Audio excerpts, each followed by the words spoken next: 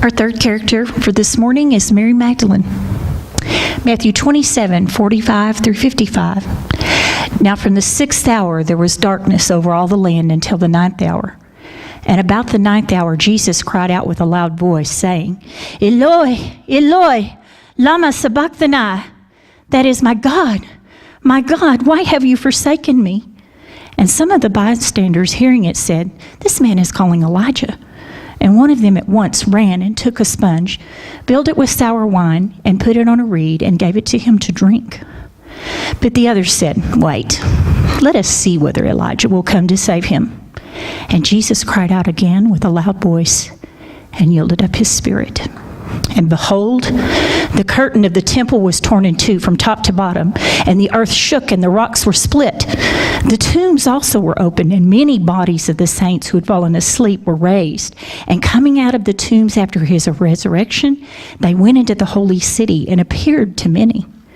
When the centurion and those who were with him, keeping watch over Jesus, saw the earthquake and what took place, they were filled with awe and said, Truly, this was the Son of God. There were also many women there looking on from a distance who had followed Jesus from Galilee, ministering to him. Mary Magdalene, he said my name.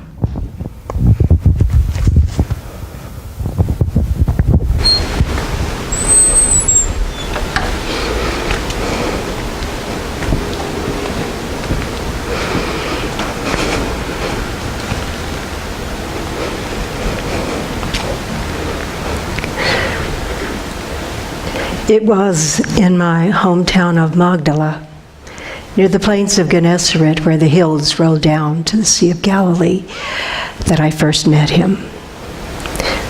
It was a glorious day. The sun was shining. The birds were singing. But you see, I would not have known that, because the woman that you see before you now is not the woman that he saw that day. It was a day that I was given life. My life really didn't begin when I was born. My life began when I met him. And when I met him, nothing has ever been the same. Because you see, I was possessed of 7 demons. And I've often thought about that and about how painful that must have been for my mother to have had a daughter to love who could never return that love. What it must have been like for her when she was with the other women, not to have a daughter that could give her anything but pain. But you see, that day he said my name. He said Mary. And it was so strange. I had a sense that I was hearing something, but I couldn't quite make it out. I still felt as though I were in something of a fog. And then he said my name again. He said, Mary. And I looked up into his eyes. Eyes that were so full of kindness and caring, and I couldn't imagine what had happened. I suddenly knew who I was. I suddenly knew what life was about. I don't know how to tell you what it's like in one moment to be without any knowledge of anything, and then in the blink of an eye to be whole. And so you see, he gave me everything. He gave me back my life. And so it seemed to me there was nothing that I could or would do except give mine back to him. And that's what I did. I followed him. I listened to his every word.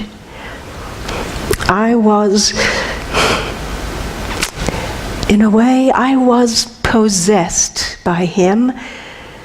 But oh my, what a lovely possession. He spoke of things in ways that I had never heard before. I had never heard anyone speak, really. But as I came to know and to know others and to listen to what others had to say, I couldn't quite make it out. I couldn't quite figure out exactly who he was or what he wanted from me. What did I have to offer? I who without him would be nothing. But maybe you do know. Maybe you do. And so I, along with several other women, followed him as he traveled and as he taught. And the things he taught, oh my. If everyone had listened and taken all of those things to heart that he taught, oh, what a wonderful place this world would be to live in. What a joy it would be. It would be no struggle to love your neighbor. He said that often. This love that I had for him, I couldn't quite figure it out. I wanted always to be near him. I wanted to do what I could for him, to make him as comfortable as I possibly could. I wanted to do for him what would help him do what he needed to do, because he was so possessed by what he needed to do. Oh, there were so many wonderful moments. I don't know how to tell you about them all. There was this time when we had gathered near the Sea of Galilee, and I was sitting on the grassy slopes along with thousands of other people, thousands of people. And we'd been sitting there and we'd been listening to him. And it was time for us to eat something. We'd been there for a long time, and people were beginning to wonder what they were going to do about eating. And I noticed that he and the men who followed him very closely, the ones who were his really good friends, were talking among themselves. And in a moment, I heard one of them say, "Well, here's a boy. Here's a boy with some bread and some fishes." And he said, "Well, bring them to me." They started passing out fish and bread. We all ate from those tiny fish and those loaves. We ate. All of us, the thousands of us sitting on the hillside. And there were those wonderful moments when he healed. When there were mothers with sons who had been, much like I was, useless, tormented. And he gave those mothers back their sons. There were those who couldn't walk, and all he said was, "Stand up." And they did, and they walked away. There were those who couldn't see, and a word or a touch was all that he needed. And as I listened to him and I listened to his declarations, there was a part of me that was frightened,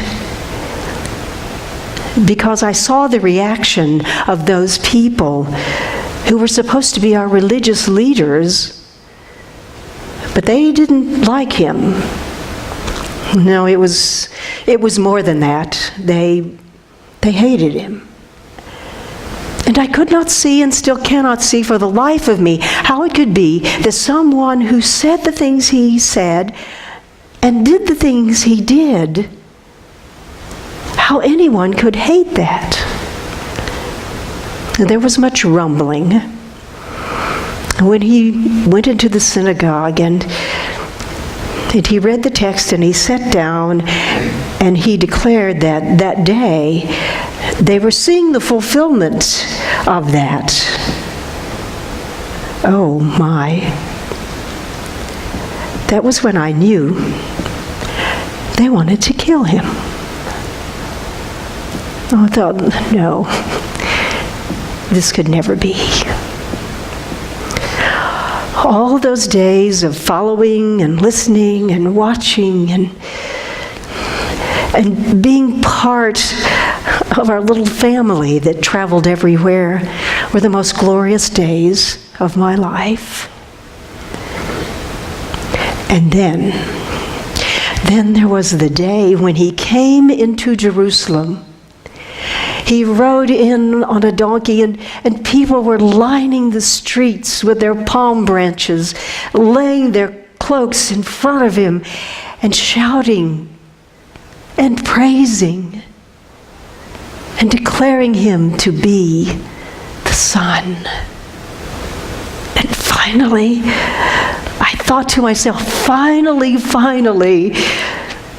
it has happened. People now know, people recognize, people understand. People are feeling the way I'm feeling. They know he is the one. But not long after that, I soon knew that everyone did not believe that he was the one.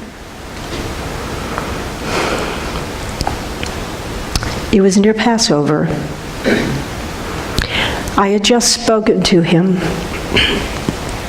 He was on his way. He was on his way to have Passover with the 12 men that had been with him. And he said to me, he said, Mary, whatever happens in the next few days, never forget how much I have cared for you and how much I love you. And no matter what you see, no matter what you hear, I will always love you. I thought that rather strange, but then really thought nothing about it. It was not unusual for him to be kind. But then there was that day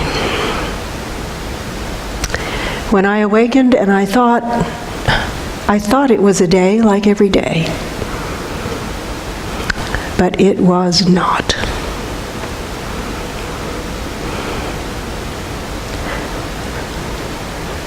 I walked into the streets of Jerusalem and there was such an uproar. There was this group of people who were gathered around, and I saw the ruler up there, and I looked at and I saw standing beside him was what looked like the one who had loved me. And I couldn't believe it.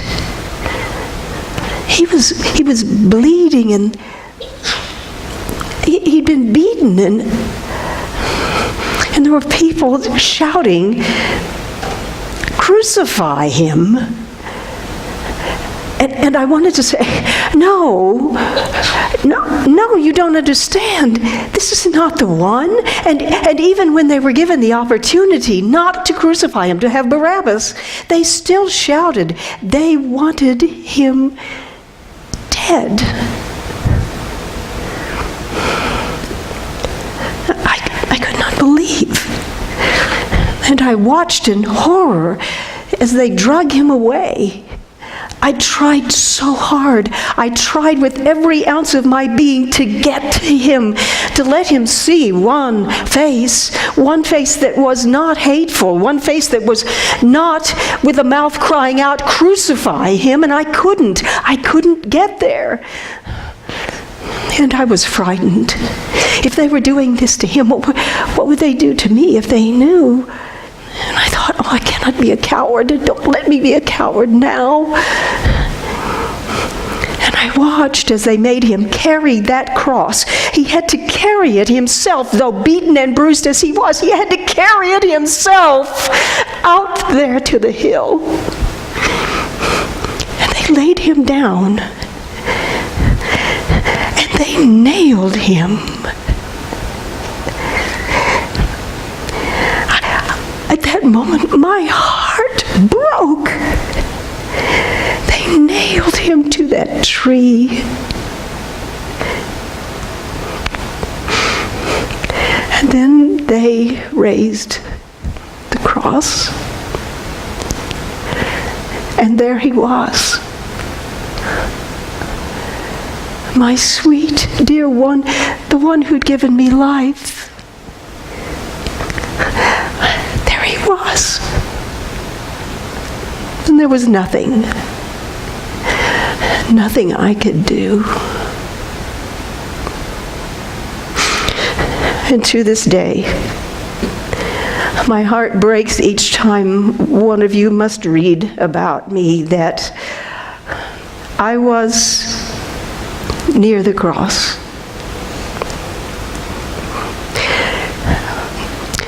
That I stood at a distance. Don't stand at a distance. I will forever regret that was ever said about me. When he needed me most,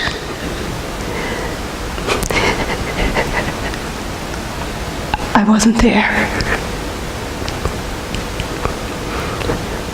And I watched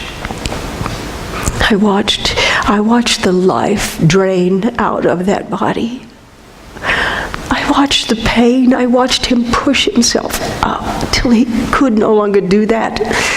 He could not breathe. I've never seen such agony in my life. And then it was over. And he was gone.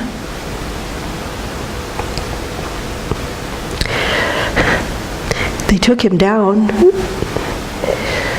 and Joseph took him and laid him in the tomb, and I watched. But there was nothing we could do. It was about to be the Sabbath. I couldn't even care. I couldn't even care for his body. Oh, what a horrible, horrible night. I tried to sleep, I tried to rest, but always that vision was before me. It wouldn't go away. I couldn't wait until the next day. So as soon as I saw the sun just peek up over the hill, I was on my way. I was on my way to the tomb. But I didn't know how was I ever going to be able to pull that stone away from the entrance so that I could get there and do for him what should have been done but couldn't have been done. And as I came around the corner, I looked and I saw the stone wasn't there. And I ran to the tomb and I looked inside. And there were the grave clothes, but he wasn't there. And then there were these men who appeared and said, "Who are you looking for?" And I told them, and they said, "He isn't here. He's risen." Risen? And then they were gone. But all my heart could hear was, he isn't here. And I saw that the gardener was there. And I supposed that perhaps he would know. And I said, my master, he isn't here. Someone has come and taken away his body. Do you know where it is? Do you know where I can find him? Tell me where I can find him, and I will go to him. And the person that I thought was the gardener said, Mary. And I thought, I know that voice. I know that voice. And I turned and I said, Teacher. And don't you see, it was true. I couldn't touch him, but it was true. He wasn't there. No, he wasn't there. But no one had taken away his body. He had taken his life back. And he is risen. And he is forever and always the one who loves me more than anything. And I am the one who loves him more than anything. I was the first one. I was the first one to whom he spoke. I, a woman, was the first one to whom he spoke. And he said my name.